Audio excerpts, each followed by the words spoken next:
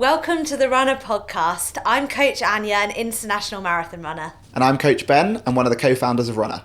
Each week we'll be deep diving into the world of running, speaking to some inspiring individuals about their running journeys. Runna is the #1 rated running coaching service worldwide. We help hundreds of thousands of people all over the world to train for any running goal. And if you want to try out Runna for free, you can try it out using the code Runna Podcast, all one word, to get 2 weeks of free access to the Runna app. Today on the podcast, we have the amazing Jenny Mannion with us. She set up an all-female inclusive run club called Runners and Stunners, which is taking over the London running scene. She talks to us about her running journey from being pretty unhealthy to finding running to running marathons and even ultra marathons. Enjoy the episode. Hey Jenny. Hello. How are you? Good, how are you? Yeah, very good, thank you. Thanks so much for coming on the podcast. Thanks for having me. And I guess to kick things off, would love to know how you got started with your fitness journey on day one. So my fitness journey probably started at the age of 24. I started going to the gym because I wanted to be small. And I would just go on the treadmill or just walk on the Stairmaster. I had no idea what I was doing. Got into lifting weights, started powerlifting, got bored of that, and then went to CrossFit, did HYROX, and then started running. And here we are. So I've done a bit before starting to run. Wow, and I guess kind of like, has your motivation changed along that time? Because obviously you said you got into it the motivation of becoming small. Yeah.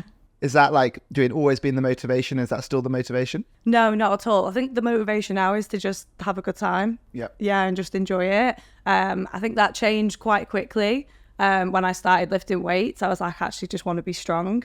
And now I just want to enjoy it.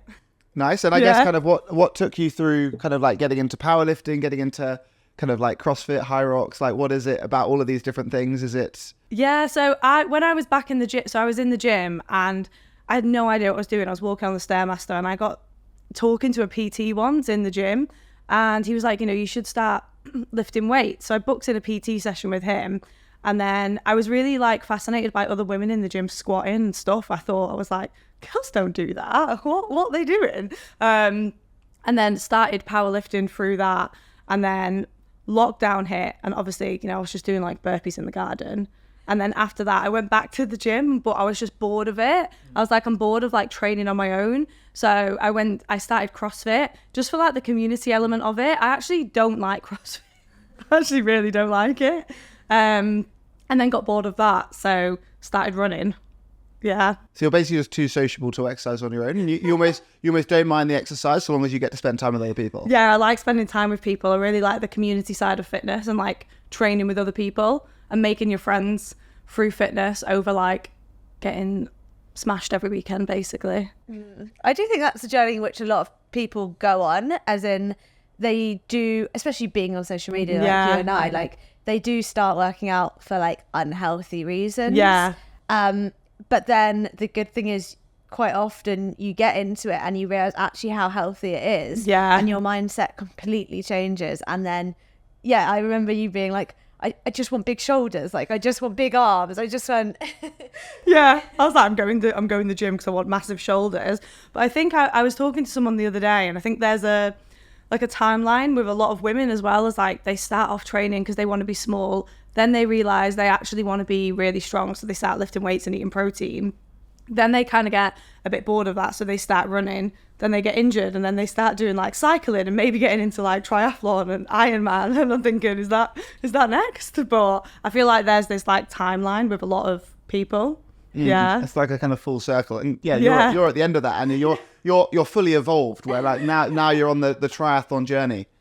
Yeah, fully evolved like Pokemon. I'm wondering. I'm like, is that next for me? Am I going to get a bike? But I'm still happy when I'm right now. I think you're right. Whereby like I think people's motivations will come in often like aesthetically focused. Yeah, they get into exercise and training and realize that actually being strong, being powerful, being healthy is so motivating, and then that might skew it a different way. Some people will go down ultra marathons, some people will run and go to the gym and cycle to get that all round fitness, and some people will go do Zumba and CrossFit, and whatever it's going to be, I think almost doesn't matter 100%. So long as we're exercising and looking after our physical and our mental body, right? Yeah, 100%. I think the second I stopped training for aesthetics and started training just for performance or just like enjoying it and doing things like you know, running further distances or HYROX, which I never thought I could do. That's when I felt way more fulfilled, because aesthetics, you never stops. Yeah. You know? Yeah, so you must have done one of the first HYROXs before it was like Trend, now everyone does it. Like, yeah, the waiting list for like London HYROX is like 60,000 people or something. There's a ballot now and everything for HYROX apparently. Because I was looking at functional fitness competitions online. I was like, I want to do something that like really challenges myself. So, and I came across HYROX and I sent it to my friend and I was like, we should do this.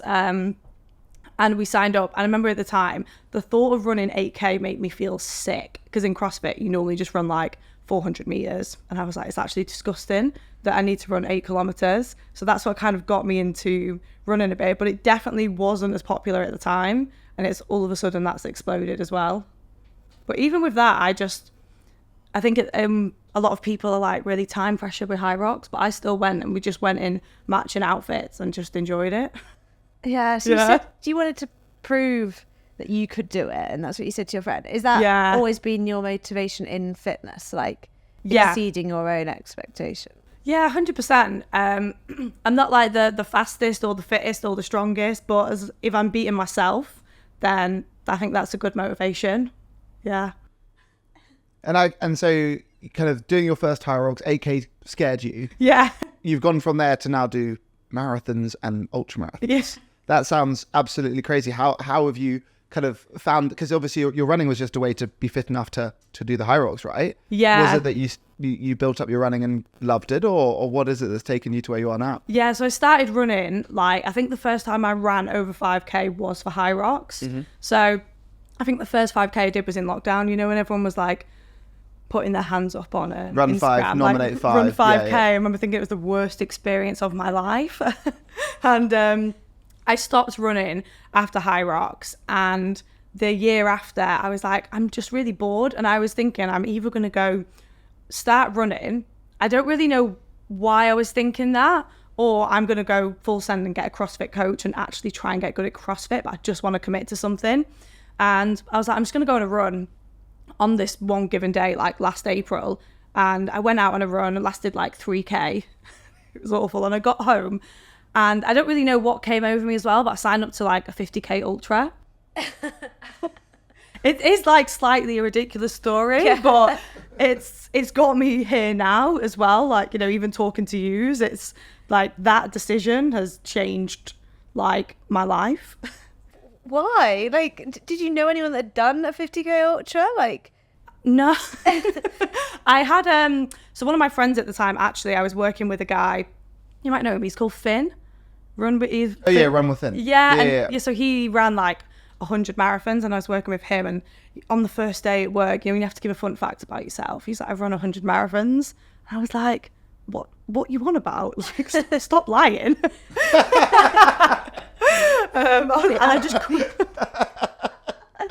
I just couldn't understand it. And I think talking to him and his mindset around running definitely made me think, oh, maybe I could try this, if that makes sense. And I was just looking at, like, I just wanted to do something like epic.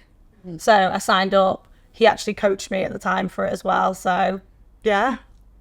And what do you view as epic now? Like, are you like, I am epic, or are you now working to a new epic? It's interesting because I feel like the epic thing now has become the community that I've built. Yeah. Runners and Stunners. Because I always thought that doing the 50K would be that, but it's actually been like the community that I've built. And I think that I want to run further distances in the future and stuff like that. But I think that has become the thing for me that's become epic. You've built this incredible running community in London for girls to come and run with you. Yeah. Tell us more about it. So on the running journey last year, so a fun fact, I never actually knew that I'm considered a slow runner, right? And I never actually knew that I was considered slow, because at the time I followed like 2 people on Strava, I followed 2 running influencers, and I didn't actually know that I was considered slow until my videos started doing okay, and people were like, I could walk at your pace. I was like, all right, like, good for you, yeah. And I started going to run clubs in London, and I was at the back, and honestly, I could not for the life of me keep up whatsoever. I was really, really struggling every single time I went. And I thought that there was just something wrong with me, that I'm not a runner. And the more my social media started to grow, like one thing was standing out, and that was people were saying to me, oh, you run at my pace, and that makes me feel like comfortable to see. And a girl messaged me once. I would love to find this girl one day, asking me if she thinks she should go to the run club I was going to. And she sent me a message afterwards saying that by the time they were finished, they were all getting a selfie and she was too embarrassed to go over. And I was like, oh, like that's quite sad. And I was like, maybe I should just host a run. Like, what have I got to lose? So I put out an Instagram story and a reel saying, like, if anyone fancies a run next weekend, let me know. And I set up a WhatsApp chat, and the WhatsApp chat started filling up.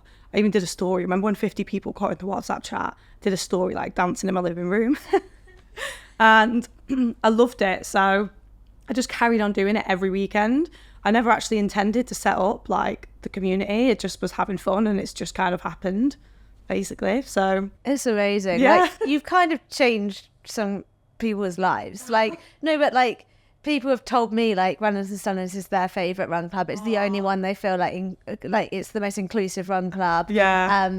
I know you're now like even training for a marathon, and I've seen messages being like, now you're so speedy, Jenny, like, is this still a like comfortable, inclusive pace? And you're like, ops girls, like, yeah, always will be. I want to keep it like that, because I think a lot of women, like, there's the average woman 5k is like 36 minutes, is that right, and stuff. So a lot of us are actually running at that pace, but I just at the time couldn't find a run club that actually allowed me to run at the pace that I was comfortable running at. So to create that is like pretty special.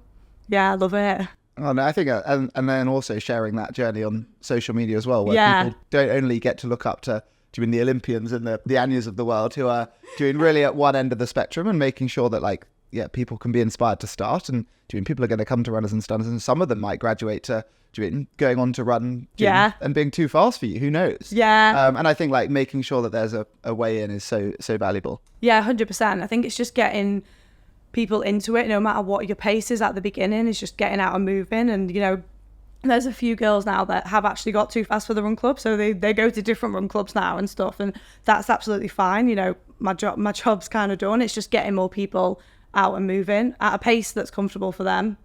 That's amazing. And so we mentioned that you're training for marathon. Yes. You've got a pretty exciting marathon coming up, is that right? New York. How are you feeling? With Runna. How are you feeling towards that?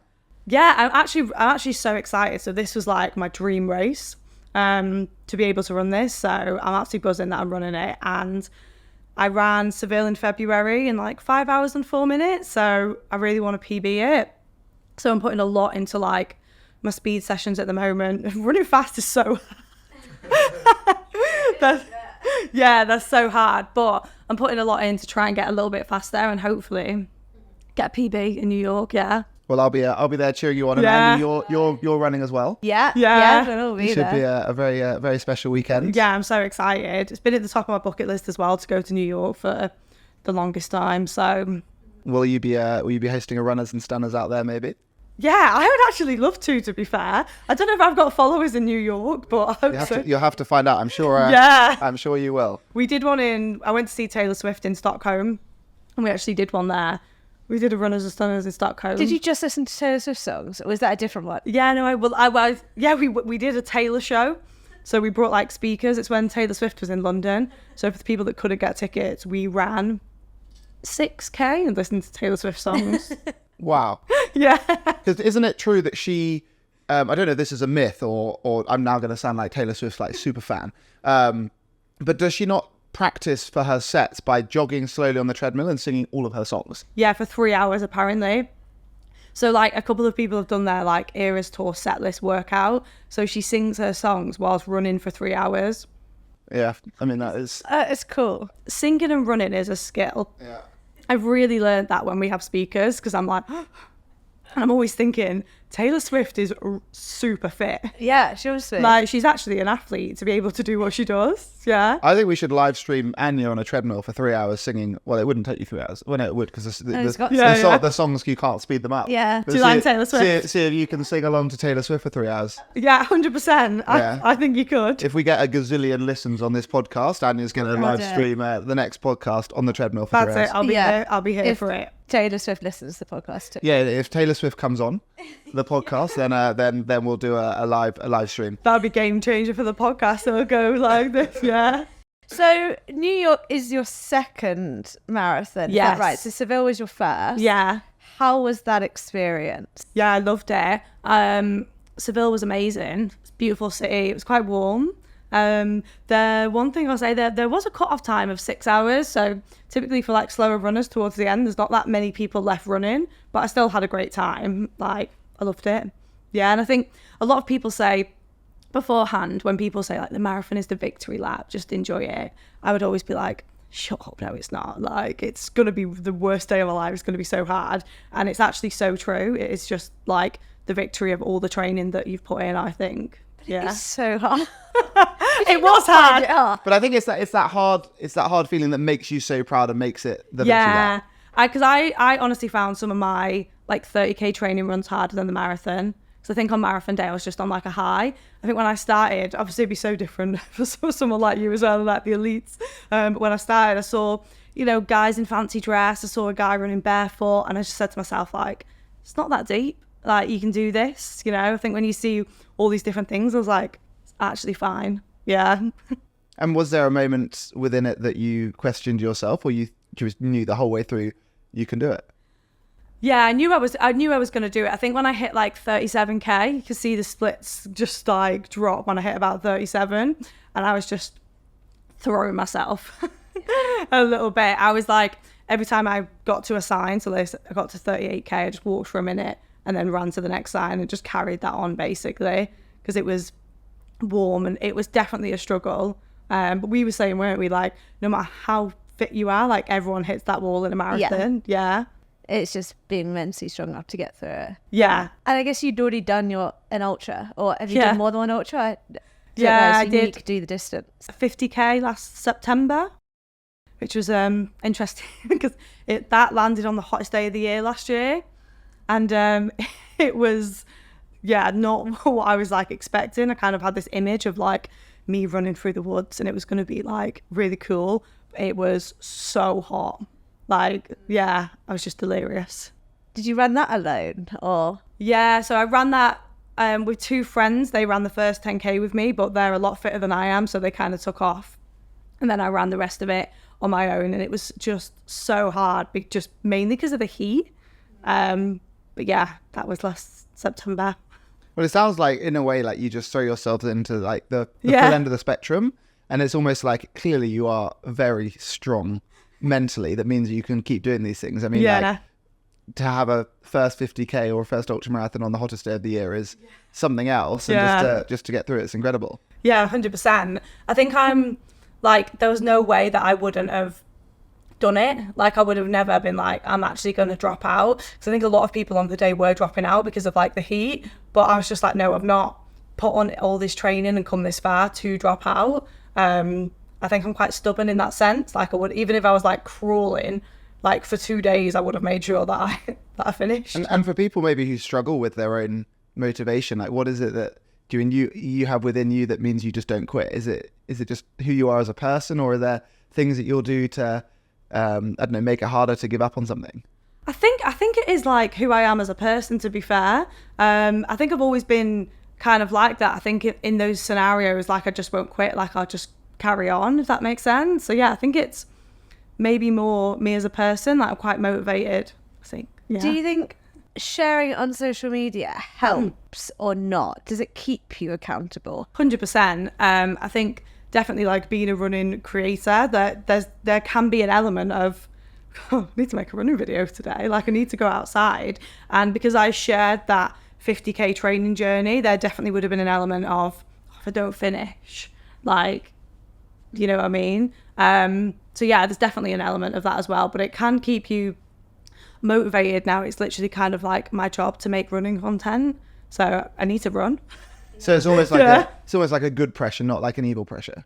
Yeah, it's definitely a good pressure, because I record like all of my runs and make videos of them. So like, and I enjoy it as well. But sometimes, you know, when you're like, I just can't be bothered, I'm just like, well, I kind of like, come on, Jenny, like you need to. Do you know what I mean? So yeah, but a good pressure. I think it's amazing, because obviously your community is so supportive, and everybody I've met who knows about Runners and Stunners is also like a wonderful person. Aww. But like, it is so easy to compare yourself on social media. Yeah.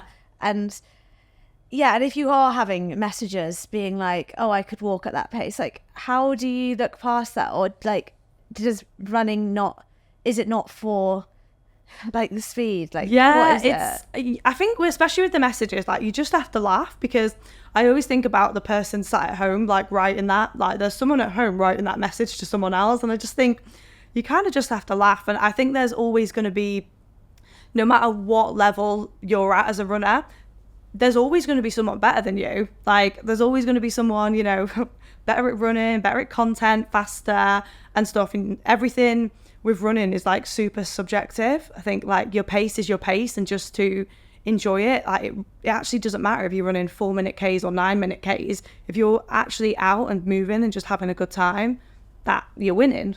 Yeah. And I mean, you're also, you referred to yourself as a slower runner. Yeah. You're very much a middle of the road runner. Yeah. And I think like also you need to remember that you're doing faster than a huge proportion of runners out there, and you can run further than probably 99% of people on, or more than that, on the planet. Yeah. So I think like you really shouldn't refer to yourself as a slow runner. And then I mean, the haters online, they're the idiots, really.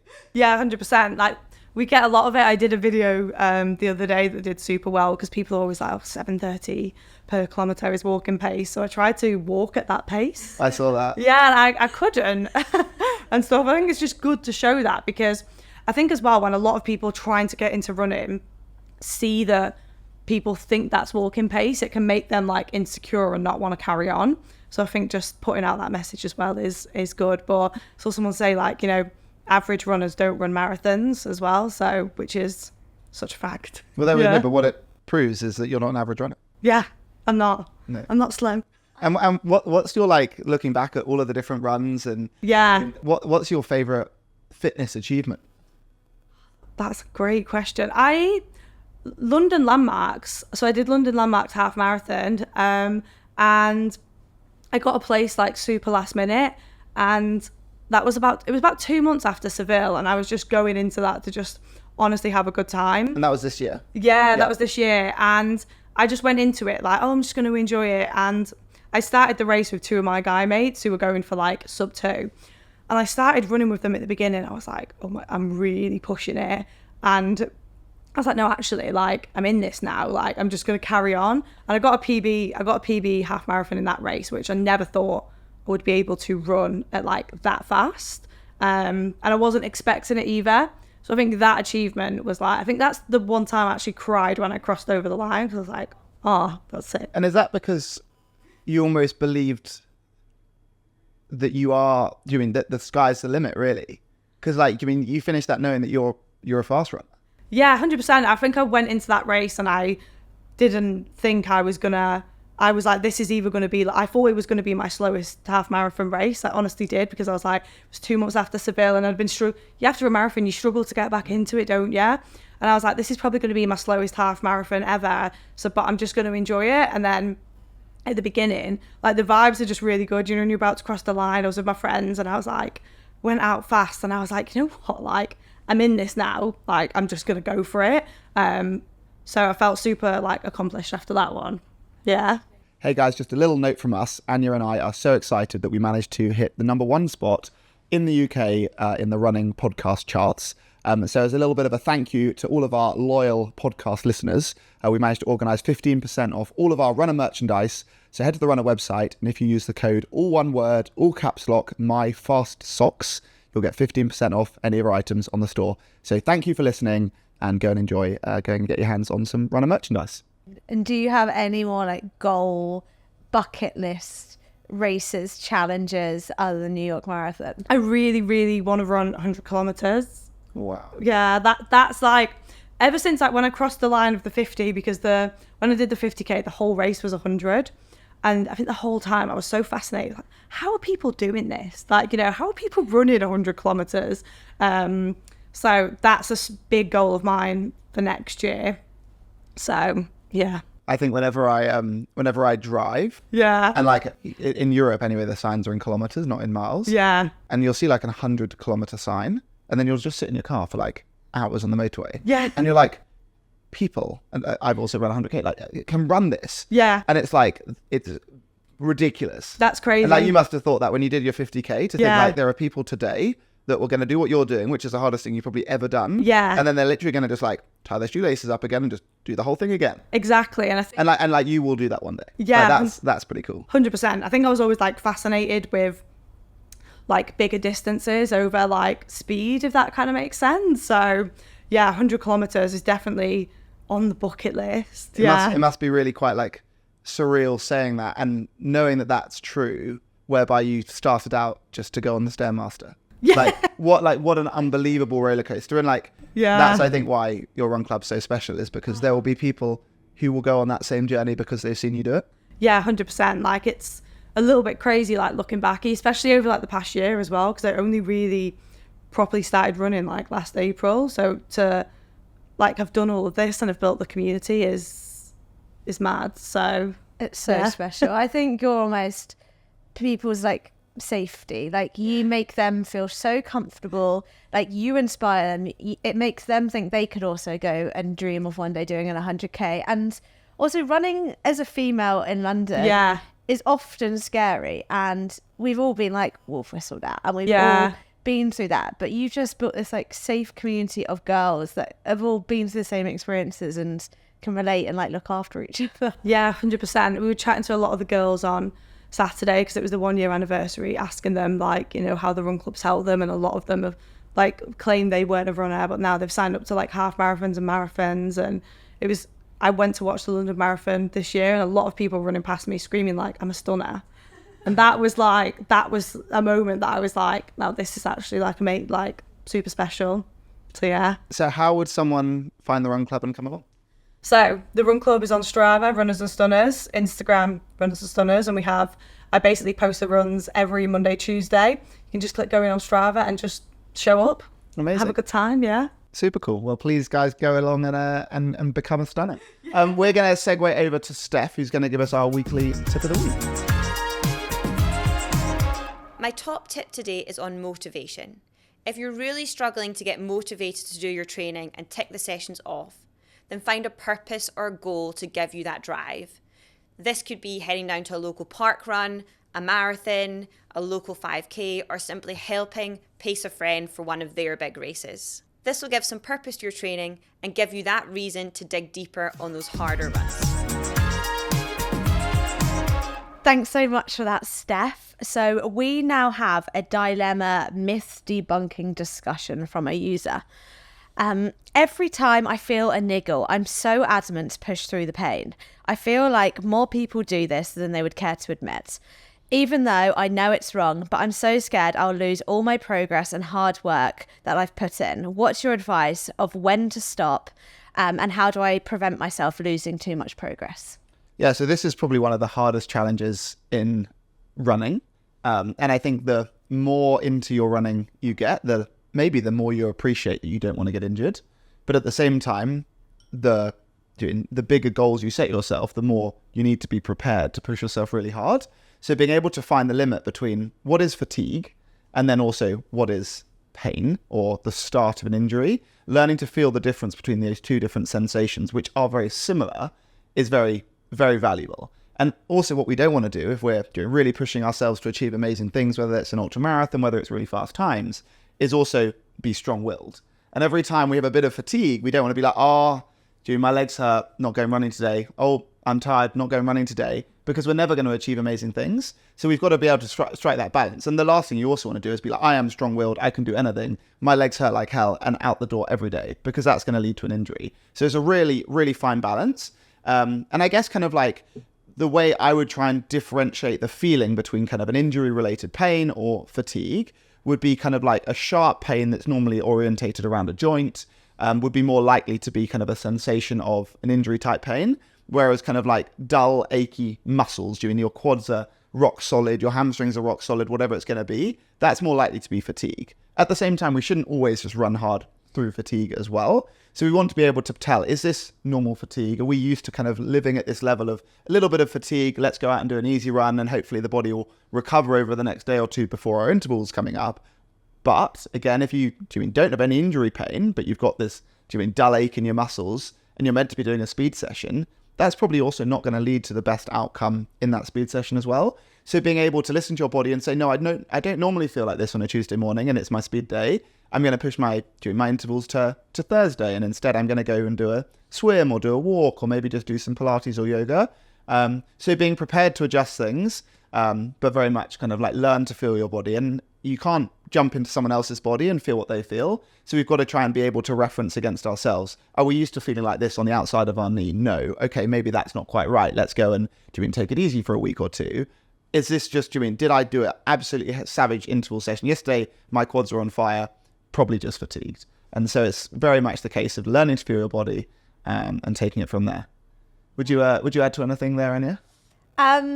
No, I do think that it's better to nip, if you're feeling injured, nip it in the bud early before it can progress to anything worse. And like ultimately you're not really going to lose much fitness, because there are some crazy stats that like you don't feel the fitness effects from a hard workout until like 2 weeks after, for them your body to really absorb that training effect and for it to like make a difference. So like you're not going to lose too much fitness by missing like one or two sessions. Yeah, and also the best way that you're going to lose fitness is by not being able to go running for a few months. Yeah. And I think at the same time, if you start to feel a new pain or a new discomfort that you're not used to, that's probably a warning sign. And at the same time, if something like that doesn't disappear after a few easy days or after a week or two of reining it back, that's when we'd really recommend you going and seeing a physio in person. Yeah. Anything else, Jenny? Yeah, I think I learned in my fitness journey to not push through like niggles if they feel like an injury. I learned that in powerlifting, just do not push through. The other day I had a month or so ago, like a small niggle in my shin. I was just like, I'm just immediately going to stop until I speak to a physio and get this sorted out, because it's not worth not being able to run for months on end. Yeah. I think especially when for all of us, it's one of the things that keeps us happy. Yeah. Yes, it's important to go and achieve big goals, get stronger, get faster. But at the end of the day, the most important thing is just to be able to go out there and enjoy yourself. And so therefore, very much don't overdo it. Don't push through these things when they don't feel quite right. Cool. Okay, we're going to segue into this or that. So we're going to present you two relatively probably silly options, and you've got to pick which you would prefer. So would you rather, for the rest of your running life, which is hopefully the rest of your entire life, would you rather only ever be able to run intervals, so you're running flat out or walking, or on your own? So you can run intervals and have friends, or you have to run your entire life on your own? That is so difficult for me, because I love to yap, but I hate intervals. So we do try and wire these to be obviously tough for these you. are not written for anyone. These are written for you. Yeah, that's a really... Oh my God. I'm going to go with run alone. Really? Yeah, you were expecting me to say. I thought you were going to have runners and stunners interval version. Oh yeah, because the runners and stunners. You can't. I swap. Yeah, we'll do runners and stunners track days. Yeah, I forgot about the run club then for a second. But yeah, I would do that. I really love the social side. We're about to cancel runners and stunners forever. Sorry guys, runner put me in a dilemma, Runners and stunners is over. I mean, runners and stunners might not have the same appeal when everyone has to run intervals. That's it, right? Is because I actually thought about doing like a track session for runners and stunners. I was like, fun. Yeah, I was like, I'm not sure how it would go down, but I can give it a try. Oh yeah, that'd be really fun. Yeah, 100%. Get more girls on the track. Absolutely. Yeah. Cool. Well, there we are. Okay. What about you, Anya? Intervals forever or run on your own forever? I run on my own forever. I do run alone. It'd be a bit inconvenient for you on the next London Marathon, just have to like walk every like few minutes. Yeah, that's so true. It might lead to a really fast time. I like my alone time when I run. Okay. Yeah, I'm quite a lone wolf. Cool. Okay, so would you rather have a black card for any brunch location in London, or a black card for unlimited clothes at your favourite clothes shop? Brunch in London. I'd make a black card for that. Yeah, I think I'll benefit from it more because I just wear honestly, I just wear the same 3 running outfits on rotation. So yeah, I reckon brunch definitely. Where's the best brunch spot in London? Milk in Balham. Milk. Milk is very, very good. Oh, you know it as well. Yeah. There's a queue every time, and I think the queue speaks for itself. Oh, but the queue's not selling it to me. I don't want to go. Well, no, If you go in like a Tuesday afternoon or something, yeah. Well, it is Tuesday and 10:46. So You can sack off all the other podcasts with it. yeah. So should we go for brunch? Yeah, let's go do it. We'll end it there. Thanks for listening, everybody. Okay, right. And what about you, Anya? Are you fashion or food? Food. I just need like a pear tree cafe after my multiple laps of Battersea Park. Pear tree is good. Yeah. I do not need to think about this one, and I'm food every time. Yeah. Even if it was like a black card or like one trip for brunch, I'd take the brunch. Yeah. 100%. I don't think I've bought an item of clothing in about 5 years. Yeah. You got to show the runner man. Although most of my like non-sporting clothes are now so old that they just seem to break every time I like bend over. Yeah, we've seen pictures. At the runner's first offside, somehow my shorts managed to split by just like scratching my knee. Oh no. Right. Okay. So last one. Okay. Would you rather have the hardest geezer or Kim Kardashian come along to a Runners and Stunners head to toe in merch? In Runners and Stunners merch. Runners and Stunners merch. And then come and join the run club. Oh, it's got to be the hardest geezer. I think it's great. Honestly, I watched the YouTube of him running across Africa from the beginning, and I was like, what is this guy up to? Oh yeah, the hardest geezer. I think if you don't think Kim K would be a stunner?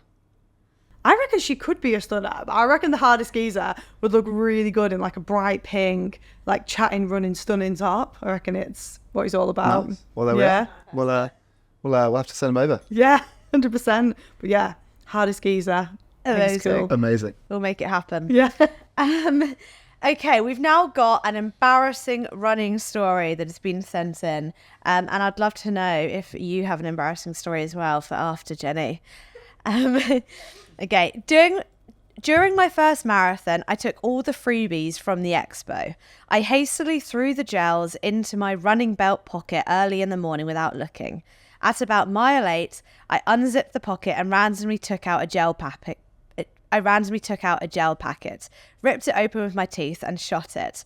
I was weirdly turned off by the minty flavour, but I thought it was just a new goo flavour. About half a mile after I ate it, I started to get a numb, cold throat and realised it was in fact a deep freeze gel packet I had consumed. I was absolutely fine, but it serves me right for not trying my gels in training and only using what I've tested. I thought it was going to be toothpaste. Yeah. When you said it, the mint. Oh God! So they drank deep heat. Yeah, gel packet, I think. That's quite good, to be fair. Wow. I quite enjoy that.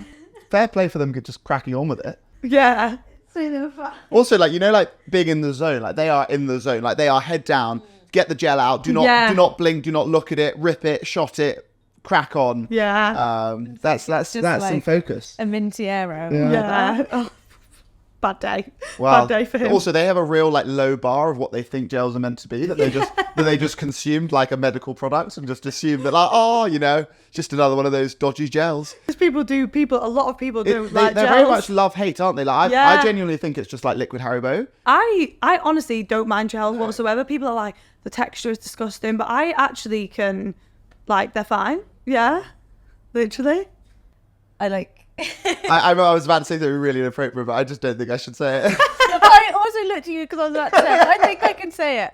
I call my gels, I like a Gucci gel, and I don't actually put the gel near my goose. Oh, a Gucci gel. I thought you meant Gucci had gels. But when it gets quite warm, after being on your hot body, they're so much easier to get down you, and it's a bit more liquid than, like, you know, when you have to chew the gels. Yeah, that's a good point. I because I always just have them in my running vest, which I hear you're not allowed to wear them in New York. What? Apparently. Oh, there's such a thing. But it's Really? like because of the, like, I think it's like, is it not the bomb scare? Yeah, so you have to wear running Oh, wow. belts. I need to get used to running not with a vest.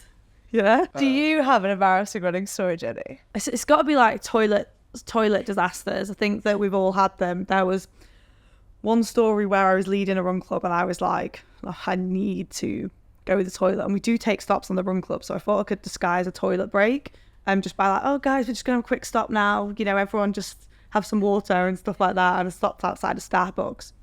I really needed the toilet, so I had to pause the run club, run into Starbucks. There was like a queue in the Starbucks queue because there was only one toilet. I honestly must have been stood in this queue for like 10, 15 minutes. People were like, you could see girls looking into Starbucks queue. Like, They also must have been like, is she all right? Does she just need a coffee? Desperate for a coffee Is she coming back? midway through the 5K, just getting a coffee. she comes out of a frappuccino, you know. But honestly, I was like, I can't actually carry on this run until I go to the toilet. So for any of the girls listening who were on that run now, they know the real reason. But yeah, it's just got to be that. We've all been there. Yeah, we've all been there. Yeah, I think I've probably been there more than most, but somehow I seem to have this like superpower that if I'm ever leading a run club, I don't need the loo. But if I'm running on my own, 1K out the door, need the loo. Yeah. But it's somehow like, I don't know whether my mind knows that I can't go to the loo in front of everyone, that therefore somehow I don't need it. Or every single run club we've ever done, I don't need to go. I need to get that skill somehow, because sometimes I'm like, I need to go. Maybe help. it's the fear that I will go to the loo as many times as I need beforehand to then mean that. Yeah, I need to start doing that before all the run clubs. But yeah, but it's only happened once so far, which I think is quite good for leading run clubs for a year. Yeah. So the Starbucks aid station.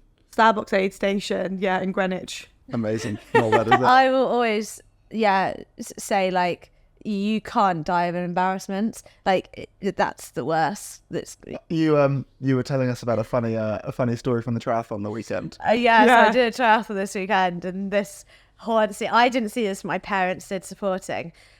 A girl got out of the swim, and you have to strip off your wetsuit, and they actually make you do it before you then go back into the XL to do your transition. And there are like staff holding out bags for you to put the wetsuit in, and she unzipped her wetsuit and like, you're in such a rush, and she realized she didn't have a tri-suit on underneath. And I think what must have happened is like the organizers then saw what was happening. They like grabbed anything they could to like cover her up, and they like threw it at her, wrapped her up, and like brought her inside. But imagine that. I really feel for this girl. I bet people have done it. She just stood there with like everything out. Like, it goes back to just being in the zone. Like she was so in the zone, like seeing everyone take off their wetsuits, just doesn't think anything of it, and just completely strips off. Wow. Oh my god. And so then what? She's covered in like bags and towels and just runs to go find her bike. Well, I assume she then put on some clothes. Okay. I don't know. Or do you not? Maybe she didn't bring the tri-suit. I don't know. She might have been so in the zone. That she wasn't cycling around London. It's completely naked. I rate it, to be fair. I feel like if you're listening to this naked swimmer, and you need to fill in the blanks on the story, please do let us know. Or if you know this person, please tell us. She's going to have a really good story to tell though, because something went wrong that morning, or she didn't pack the tri-suit or something. Maybe it's the new like kind of aerodynamic technology. Yeah, makes your kind of shoulders reach a little bit further on 100%. Your swim. Yeah, maybe she did well. Wow. Well, on a naked note, our final question of the Runna Podcast is: you're on the start line of your next marathon. Yeah. So the start line of New York, and you're totally naked, and you can bring 3 things, and only 3 things. No clothes. So you're naked. Yeah. Yeah. No clothes is what naked is.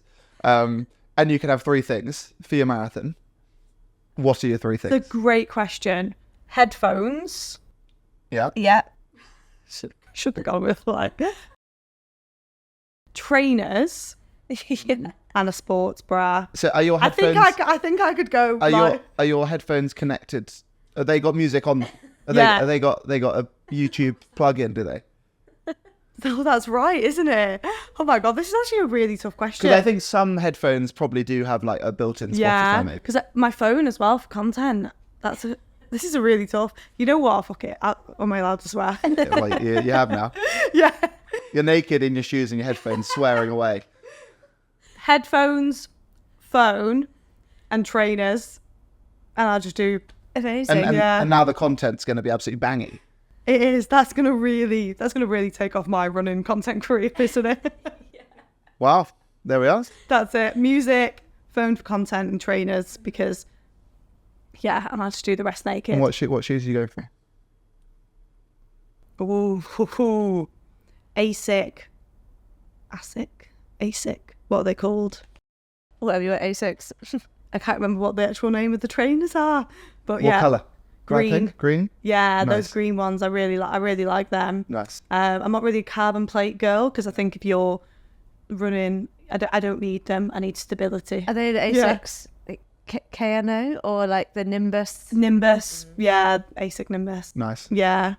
Headphones. And are you cheesy music? Are you podcast? Are you like R&B? Are you dance? What are you listening So to? I like the cheesy, happy songs on a marathon. And then like the more like doof doof doof on intervals, but for marathon.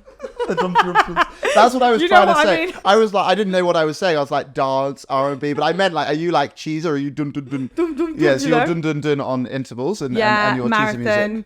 Yeah, cheesy music, happy songs. Ronan Keating, Loving Each Day is a marathon special. Yeah. Fantastic. Wow, well, thank you so much for coming on, telling us about your amazing running journey. Thank you for telling us having about me. runners and stunners, and everyone can go and cheer you on in New York and see a crazy woman running in green shoes, headphones, completely naked. I'm going to make the news. Yeah. Thank you. Thank you so much, Jenny. Today's podcast is brought to you by Runna. If you want to train for any running goal, please download the app and don't forget you can use the code Runna Podcast for a 2-week free trial. If you enjoyed today's episode, please like, share, follow, do all of that nonsense, and we'll be back here next week. And if you want to be featured, send us your embarrassing running story. Either send us a voice note on Instagram or send us an email to podcast@runner.com so that we can have a good laugh at your expense in Runner HQ and share it on one of the next episodes.